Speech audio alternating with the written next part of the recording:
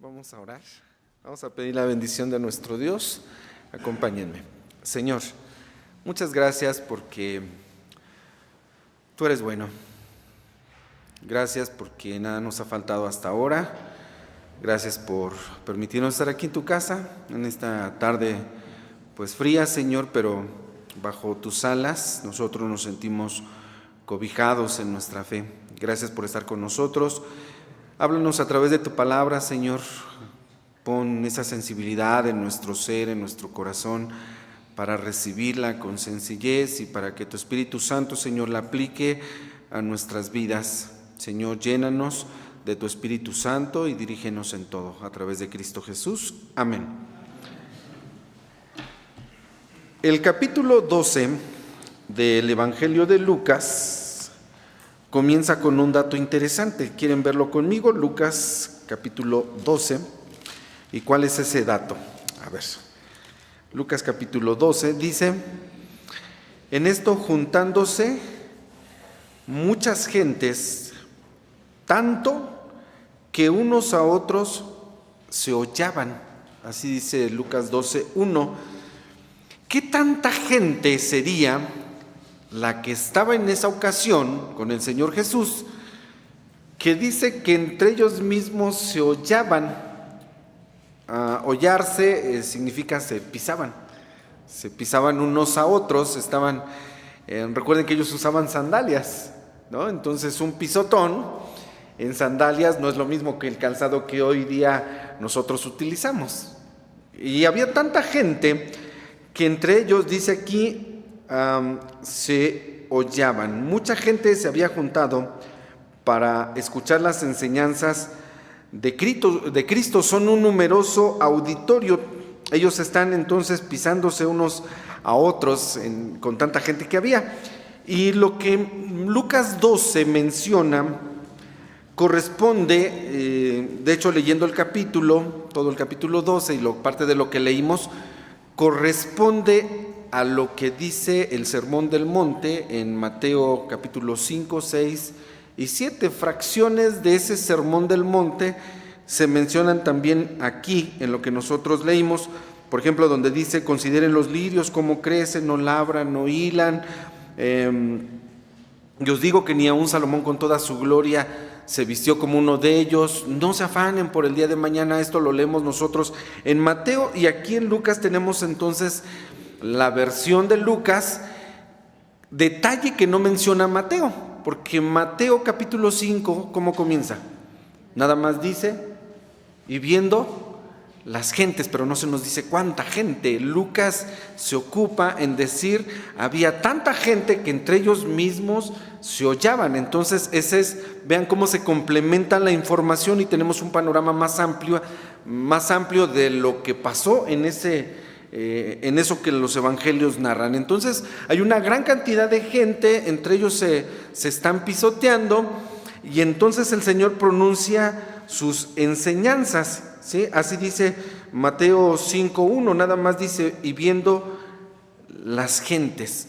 Pero quiero detenerme un poquito en esto, que fue precisamente lo que nos llevó a considerar esta exposición de la palabra de Dios bajo este título: Pequeño rebaño, porque el Señor miró, dice Mateo 5:1, viendo a las gentes. ¿Cómo sería la mirada de Cristo? ¿No era una mirada desafiante, amenazadora? ¿No era una mirada de ira? ¿Cómo sería esa mirada? Hay una diferencia. Nuestros ojos tienen esa virtud, ¿no? A veces se nota cuando hay una mirada es de reproche, cuando una mirada es de enojo, cuando una mirada es tierna y cuando una mirada es de amor. Se nota esa diferencia. Ya por ahí se están sonriendo, creo que saben diferenciar entre esas miradas. Cuando alguien te mira, tú sabes a través de esa mirada lo que te quiere transmitir, ¿no? Cuando esa persona que amas te dice te amo, se te queda viendo a los ojos y tú ves, los ojos hablan.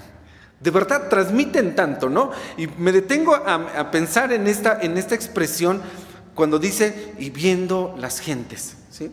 Porque el Señor dice, a ver, Mateo 9:36, acompáñenme, aunque son textos que nosotros conocemos, vamos a buscar en nuestras Biblias, porque Mateo 9:36 vuelve a utilizar esta expresión y dice, y viendo las gentes. ¿Cómo las vio? ¿Sí? ¿Qué transmitía la mirada del Señor? Que viendo a las gentes, tuvo compasión de ellas porque estaban derramadas y esparcidas como ovejas que no tienen pastor.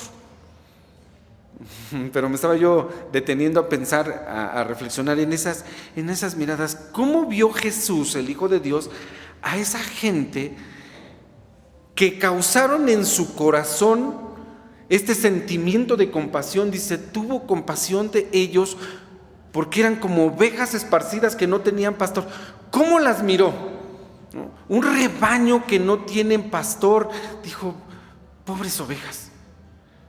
Las habrá visto mal atendidas, mal alimentadas. Las habrá visto expuestas al peligro. Que dice, tuvo compasión de ellas, ¿no? Esas miradas del Señor es lo que ahora me llevó a esta reflexión, ¿no? ¿Cómo está mirando el Señor entonces a estas personas? Ahora, Lucas dice en el capítulo 12 que nosotros leímos acerca de esas gentes que Cristo ve como ovejas que no tienen pastor. Recalco esa multitud de gente que entre ellos mismos se hollaban. Había tanta gente allí siguiendo al Señor, escuchándolo. Leemos pasajes en los evangelios donde dice que eran 4,000 personas, eran 5,000 personas, ¿sí? Si puedes dimensionar esto, te imaginas la cantidad de personas, ¿no? Hace ratito en la comida decíamos, gracias a Dios el templo estaba bastante nutrido a mediodía, ¿no? Y nosotros decimos nutrido. Bueno, a lo mejor no llegábamos a 100, pero para nosotros decimos, pues ya es mucha gente, ¿no? Pero 4,000, 5,000 personas, tanta gente que entre ellos se hollaban. Y cuando Cristo ve a esa gente, dice, la Escritura tuvo compasión de ellos porque eran como ovejas que no tienen pastor. Y Lucas 12, versículo 32, después de estar dando estas enseñanzas, de cuando les dice, ustedes no se preocupen, no tienen de qué afanarse, no se preocupen qué van a comer, qué van a beber, no se preocupen qué van a vestir, no se preocupen de nada. El versículo 32 de Lucas 12 dice el Señor, no teman, manada pequeña. El 31 dice, mas procurad el reino de Dios y todas estas cosas os serán añadidas. El equivalente a San Mateo 6:33, ¿no? El texto más bien ubicado, ¿no? Mas buscad primeramente el reino de Dios y su justicia y todas estas cosas os serán añadidas. Y Lucas 12:32 dice, después de esto el Señor Jesús dijo, no temáis, manada pequeña. Pero a ver, ¿era una manada pequeña o era una manada, o era un rebaño bastante numeroso? Por el dato de Lucas 12, dice, había tanta gente que entre ellos se hollaban. Entonces, no se está refiriendo este versículo 32 al número de personas. No se está refiriendo al número de personas. Tampoco podemos entender que los creyentes en el mundo seamos una manada pequeña, seamos un rebaño pequeño en cantidad. Y esto sería contradictorio porque a la luz de lo que dice Apocalipsis, cuando se ve el número de los redimidos en la presencia de Dios, ¿cuántos eran? ¿Te acuerdas del dato de Apocalipsis? Dice, eran millones de millones, era una gran cantidad que nadie podía contar. De todas las tribus, de todas las lenguas, de todos los linajes. Es decir, que los cristianos en el mundo y en la época, en todos los tiempos, no somos pocos, no somos un rebaño chiquito, somos bastante. Entonces, ¿a qué se refiere Lucas cuando dice en palabras del Señor, no temáis, manada pequeña? Así les llama el Señor, no temáis, manada pequeña. Y quiero explicar esto a la luz Voy a regresar a Mateo 5:3, donde están las bienaventuranzas. A ver, ahí sí se van a ubicar. Donde están las bienaventuranzas, específicamente el versículo 3 de Mateo 5, creo que ahí vamos a poder entender a qué se refiere la expresión manada pequeña. Es algo como lo que dice aquí: bienaventurados los pobres en espíritu. ¿A qué se refiere cuando dice los pobres en espíritu? Dice, porque de ellos es el reino de los cielos. No es que tengan un espíritu pequeño, diminuto o apocado, sino se refiere a personas. Dice, ustedes son bienaventurados los que son pobres de espíritu, no que tengan un poquito espíritu o que tengan un espíritu apocado o disminuido, no, se refiere más bien a personas que hagan lo que hagan, logren lo que logren, alcancen sus metas, siempre se van a considerar pequeños, siempre se van a considerar así, pobres de espíritu, es decir, no es gente arrogante. Y algo así comentan, que cuando el Señor dijo, no temáis manada pequeña, no son poquitos, en realidad son muchos, pero es un rebaño que se considera pequeño en relación a su pastor y en relación al reino, porque el Señor Jesús menciona, Lucas 12:32, no teman manada pequeña porque al Padre le ha placido daros el reino. En relación al reino, el rebaño, la manada, es pequeña, ¿sí? Y en relación al pastor que tiene ese rebaño, somos un rebaño pequeño, pero ya vuelvo a explicar, no se refiere a la cantidad de personas, y a ellos, a esas personas, es a las que el Señor Jesús les dice, el Padre ha placido daros el reino, no teman, manada pequeña. Entonces decíamos que Apocalipsis enseña que los redimidos somos incontables. Todos los que el Señor ha rescatado de toda tribu, toda lengua y nación, somos bastante. Entonces, en realidad son un gran rebaño con un magnífico pastor, y ese rebaño es heredero del reino. Y a pesar de que nosotros hemos heredado el reino, o que somos los herederos del reino, debemos de considerarnos pequeños e indignos. Por eso somos rebaño pequeño. A pesar, o sea, no podemos jactarnos nosotros, y Pablo lo explica en su epístola a los Corintios, dice, bueno, si tú tienes algo, pues eso lo recibiste de Dios, y si lo recibiste de Dios, pues entonces, ¿de qué te jactarías? ¿O qué razón tienes de sentirte grande o arrogante si todo lo has recibido? Y entonces nosotros somos, al ser herederos del reino, no podemos ir por el mundo jactándonos de decir, soy heredero del reino de Dios. No, más bien al considerar el magnífico reino de Dios, nosotros debemos de considerarnos pequeños e indignos, ¿sí? Pequeños e indignos. La verdad es que saber que Jesús, que el Hijo de Dios, nos amó tanto, que Dios nos amó tanto, que dio a su Hijo para salvarnos, para rescatarnos. ¿Te has preguntado qué dignidad teníamos nosotros? ¿Qué mérito teníamos para que Dios nos haya tomado a nosotros? Tenemos el alto honor, el grande privilegio, el honor que Dios nos da de ser parte de ese rebaño y ser parte de los herederos de ese grandioso reino.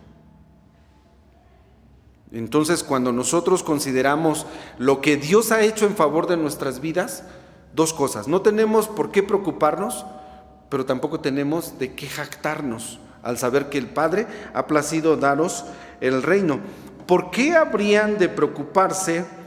Esa sería la pregunta. ¿Por qué habría de preocuparse el rebaño por cosas tan básicas de la tierra? Porque si bien lo que dice Lucas, que el Señor menciona este texto, Lucas 12:32, no temas, manada pequeña, después de haberles hablado de las necesidades básicas de la vida. Miren, no se preocupen de qué van a comer, de qué van a vestir. Déjenme decirles que ni aun Salomón se vistió con todo su dinero, con toda su riqueza, nunca se vistió como uno de los lirios del campo. Ustedes no se preocupen, no se afanen. Entonces, corona esta enseñanza diciendo, no tengan miedo, rebaño pequeño. No se preocupen por las cosas que son pequeñas, que finalmente el Padre sabe que son necesarias y que son básicas. El Padre no es descuidado. Si como Padre no es descuidado, como pastor tampoco lo es. Y sepan que el Padre ha placido daros a ustedes el reino. Si Dios les ha dado un magnífico reino, su reino, no podrá darles lo que es básico, como el alimento, como el vestido, como el techo. Eso es lo que está diciendo el Señor. Considérense un rebaño pequeño al saber que Dios les ha entregado el reino. Es decir, que si Dios nos ha concedido lo principal, nosotros podemos depender de Él en cuanto a lo secundario. Esto es lo principal. El reino es vuestro, dice el Señor Jesús. El reino es vuestro. Entonces, si el Señor nos ha concedido esto, que es lo grande, que es lo principal, podemos estar confiados en Él en cuanto a lo secundario. Los testimonios del 31 de diciembre, de verdad, ya lo decía Alan, es maravilloso, ¿no? Escuchar a los hermanos decir, Dios nunca nos dejó sin comer. A lo mejor pasamos un mal momento cuando no hubo trabajo, pero ahí estuvo Dios. Y reconocer eso, vean cómo Dios suple la necesidad, ¿no?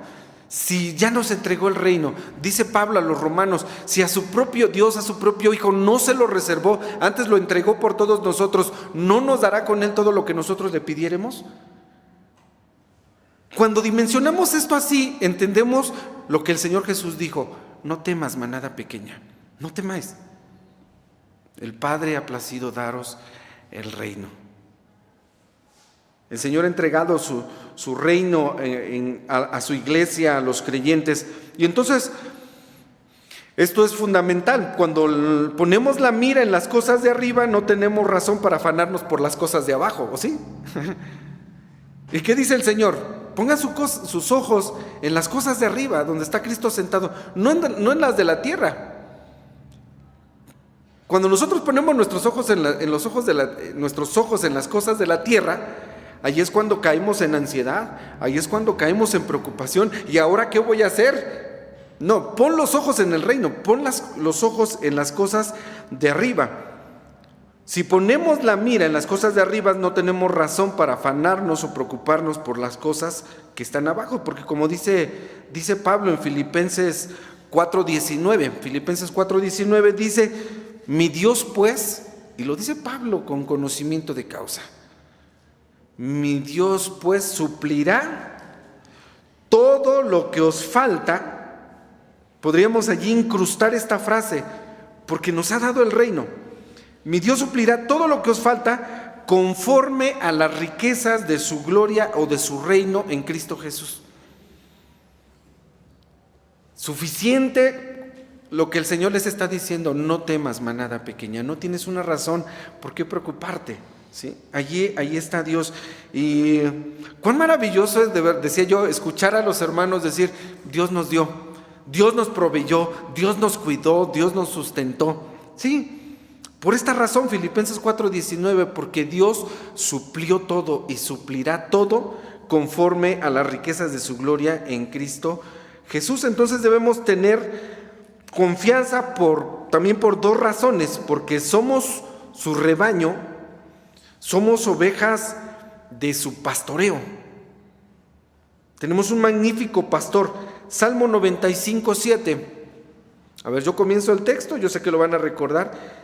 Salmo 95:7 dice, porque Él es nuestro Dios, nosotros, el pueblo de su dehesa y ovejas de su mano. Salmo 95, 7. Porque Él es nuestro Dios. Esto es maravilloso. Poder llamar a Dios mi Dios. Poder llamar al Señor mi pastor. Poder llamar a Dios mi Padre. Poder llamar a Dios mi Salvador. Y aquí el salmista, con dulces palabras, dice: porque Él es nuestro Dios, nosotros el pueblo de su dehesa y ovejas de su mano. Segundo, porque estamos seguros de las palabras de Cristo cuando en Juan 10:11 dice: no se preocupen, yo soy el buen pastor. Y el buen pastor su vida da por las ovejas. Somos herederos del reino, el Señor ha entregado su vida por nosotros, somos el pueblo de su dehesa, somos ovejas de su mano. ¿De verdad tendríamos alguna razón para preocuparnos nosotros? Y el Señor dice: no temas, manada pequeña, al Padre ha placido daros el reino. Y toda esa multitud de personas que escucharon las palabras de Cristo debieron haber entendido lo siguiente: que a través de la labor de Dios como pastor, podemos nosotros establecer una relación. Se los digo con conocimiento de causa. Cuando uno cuida ovejas, cuando uno apacienta ovejas, se establece una relación del pastor con la oveja. Y para los judíos no era difícil entender esto porque eran un pueblo que se dedicaba a eso, tenían sus rebaños. Y entonces podían entender el lenguaje de Cristo al saber que cuando la oveja convive con el pastor, se establece una relación. Y curiosamente, a través de la labor del pastor se conoce su carácter. Nosotros como ovejas de su mano, del Señor, nosotros hemos aprendido que en esa relación que tenemos con Él, hemos aprendido a conocer el carácter de nuestro Señor, el carácter de Cristo, ¿sí? Hace un momento que les decía yo, ¿cómo sería esa mirada del Señor? Reflexionando, meditando la palabra de Dios, yo sí hacía ese ejercicio. ¿Cómo vería el Señor a las personas de tal manera que se compadeció de ellas? ¿No? Y les hablaba yo de las miradas, de cómo nuestros ojos pueden tener ese brillo, pueden tener ese matiz en una mirada, que Cristo se compadece de ellos. Y entonces la oveja, en su convivencia y en su relación con el pastor, aprende a conocer el carácter del pastor en esa relación que tiene. Y esto se ve reflejado pues en lo que hace el pastor en favor de las ovejas. Y cuando Juan 10 dice: yo soy el buen pastor y el buen pastor su vida da por las ovejas, dime tú como oveja, ¿cómo verías a tu pastor haciendo eso en favor de tu vida? Porque así tenemos que mirar a Cristo. Cuando en la epístola a los Hebreos también dice: puestos los ojos en el autor y consumador de la fe en Jesús. Digo, ¿cómo miramos a Cristo? ¿No? ¿Cómo miramos a Cristo pastoreando nuestra vida? ¿Cómo miras tú al Señor Jesús, aquel que te amó, aquel que te rescató, aquel que te salvó, aquel que te provee, que te sustenta? ¿Cómo miramos nosotros a Cristo? Y tenemos que mirarle no con ojos de admiración, sino con ojos de amor y de gratitud. No dejes nunca de mirar a tu pastor, a Cristo. Nunca dejes de mirar al Señor. Y es mejor, leí una frase que me gustó, es mucho mejor tenerlo como pastor que como juez. Porque ahí entra la diferencia. ¿Cómo verías tú a aquel que te va a juzgar? ¿Cómo te sentirías delante de un juez que sabes que puede sentenciarte, que puede condenarte, ¿no? O incluso que puede salvarte? Pero no es la misma mirada cuando tú ves a un juez que cuando tú ves a un pastor. Cuando ves a aquel que te alimenta, aquel que te cuida, aquel que te defiende. No es exactamente lo mismo. Y entonces la reflexión creo que va en ese sentido. ¿Cómo nos mira Cristo a nosotros y cómo nosotros miramos a nuestro pastor? Porque Él, cuando vio a las gentes, los miró como ovejas, sintió compasión de ellas porque eran como ovejas que no tenían pastor, ¿sí? Les llama manada pequeña, no se preocupen, no se afanen. El Padre le ha placido daros el reino, pero ahora, ¿cómo le devolvemos la mirada al Señor? Pon tus ojos en Cristo. Míralo con gratitud, con amor, aquel que nos ha rescatado. El Señor es algo que hará no solamente con nosotros, sino la Biblia dice que Él pastoreará las naciones en la tierra, es decir, el Señor en su función como pastor, en su actividad como pastor, algún día dará a conocer a todas las gentes su carácter a través de esa labor. Salmo 67:4 dice: alégrense y gócense las gentes, porque juzgarás los pueblos con equidad y pastorearás las naciones en la tierra. La función de Dios como pastor nos ha dado a conocer su carácter, su amor para con nosotros, porque a través de su pastoreo nosotros hemos recibido alimentación, protección, guía. Eso es lo que ha hecho en favor de nuestras vidas. Ese es nuestro pastor. Así que como ovejas nosotros conocemos su carácter cuando pastorea nuestras vidas, y por eso el salmista David pudo expresar confiadamente lo que dice el Salmo 23. Jehová es mi pastor, nada me faltará. En lugares de delicados pastos me hará yacer. Junto a aguas de reposo el Señor me pastoreará, confortará mi alma, guiaráme por sendas de justicia, por amor a su nombre. Y aunque yo ande en valle de sombra y de muerte, no temeré mal alguno, le dice el Señor, porque tú estarás conmigo. Tu vara y tu callado me infundirán aliento. Señor, aderezarás mesa delante de mí. Yo no tengo de qué preocuparme.